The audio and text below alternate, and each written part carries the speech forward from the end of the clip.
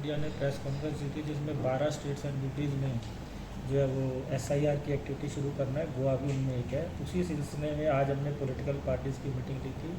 सभी political parties के representatives को बताया गया है कि एसआईआर की क्या एक्सरसाइज है, क्या शेड्यूल है जो कमीशन ने उसका स्टार्ट किया है, किस तरह से बीएलओ जो है वो हाउस टू हाउस 4 नवंबर से 4 दिसंबर के बीच में सभी हाउसेस में जाके एनिमरेशन फॉर्म्स हैं उनको डिपॉजिट करेंगे और ले देंगे, उसके बाद उनको वापस लेंगे। और उसमें बीएलएस का जो पॉलिटिकल पार्टीज़ के नुमाइंदे हैं उनका क्या रोल रहेगा और पूरी प्रोसेस जो है उसमें कौन कौन से इलेक्शन रिलेटेड ऑफिशियल्स हैं जो काम करेंगे और कहाँ कहाँ पर हमें पॉलिटिकल पार्टी से क्या अपेक्षाएं हैं और उनके क्या राइट्स हैं, ये सब उसके बारे में हमें बताया गया ताकि किसी भी तरह की कोई डाउट उनके मन में ना रहे।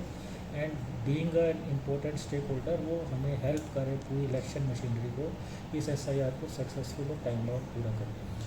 गोवा एज अ स्टेट के लिए कुछ स्पेशल इसमें रेफरेंस होगा क्योंकि जब भी एसआईआर होगा तो हाँ, गोवा मतलब बिकॉज 12 स्टेट्स में हो रहा है तो गोवा का जो लास्ट एसआईआर है स्पेशल इंटेंसिव रीजन वो 2002 में हुआ था। तो पिछले 23 साल से कोई एसआईआर नहीं हुआ है। पहले इससे पहले 8 बार पूरे देश में अलग अलग टाइम पे 1951 से 2004 के बीच में एसआईआर स्पेशल इंटेंसिव रीजन्स हुए हैं। तो इस बार हमारे जो लगभग 11,85,000 वोटर्स हैं तो सभी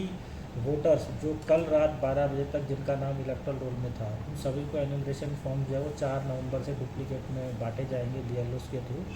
अभी हमारा जो है एनुमरेशन फॉर्म्स को प्रिंट करने का और बीएलओ एआरओ को ट्रेनिंग देने का काम चल रहा है। और उसके बाद में सभी को बता दिया गया जितने भी इलेक्टर्स हैं उनको बीएलओ हेल्प करेंगे हाउस टू हाउस जाकर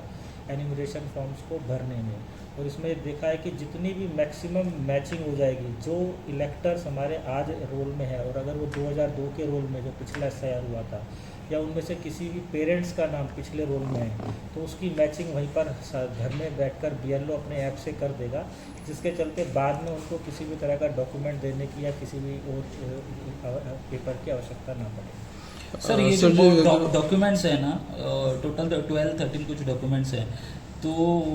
जो पार्टीज़ है उन्होंने बोला है कि बहुत से गांव हैं वहाँ पर इतने सारे ये नहीं होते तो वो देखिए मैंने जैसे बताया कि पहले तो यह है कि अगर इलेक्टर का खुद का नाम 2002 के रोल में है या उसके किसी भी पेरेंट्स का नाम 2000 के 2 रोल में है तो वो मैपिंग हम अभी भी कर रहे हैं और जब बीएलओ वहाँ जाएगा तो वो वोटर से बात करके भी वो मैपिंग करेगा। उस केस में तो किसी भी पेपर की ज़रूरत नहीं है, सिर्फ उनको अपना जो है वो कौन सा असेंबली नंबर था, पार्ट नंबर और सीरियल नंबर उनको लिखना है और उसके बेस पे वो फॉर्म उनका एक्सेप्ट हो जाएगा और उनका नाम ड्राफ्ट इलेक्टोरल रोल जो हम 9 दिसंबर को पब्लिश करेंगे उसमें आ जाएगा। जिस केस में या तो खुद का नाम या पेरेंट्स का नाम भी पिछले रोल में नहीं है उन केसेस में ये इंडिकेटिव लिस्ट है, 13 जो डॉक्यूमेंट्स है इंडिकेटिव लिस्ट है। लेकिन फाइनली क्योंकि ईआरओ ही कस्टोडियन होता है इलेक्टोरल रोल का तो अगर उसको लगेगा कि कोई भी वोटर जिसके पास में सफिशेंट पेपर्स हैं ये प्रूव करने के लिए कि वो सिटीज़न ऑफ द कंट्री है यानी कि ही इज़ बोर्न ऑन और बिफोर 87 जो है वो है और या उसके पास में कोई भी पेपर है जिससे ये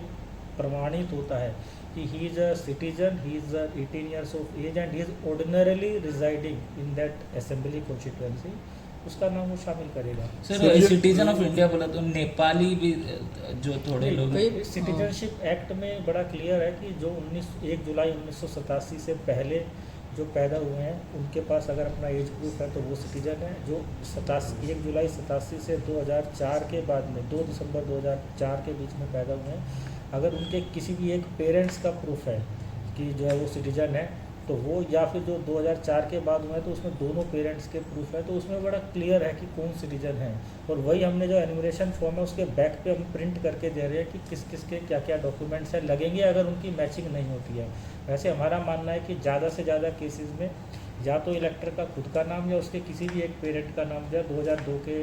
जो रिवीजन में होगा उस केस में किसी भी पेपर की ज़रूरत नहीं पड़ेगी और उनका नाम ड्राफ्ट रोल में आ जाएगा जब एक बार एनुमरेशन फॉर्म भर के वो हमें वापस दे देंगे। सर उसने ऑपोजिशन ने एक एलिगेशन किया है बाहर पत्रकार को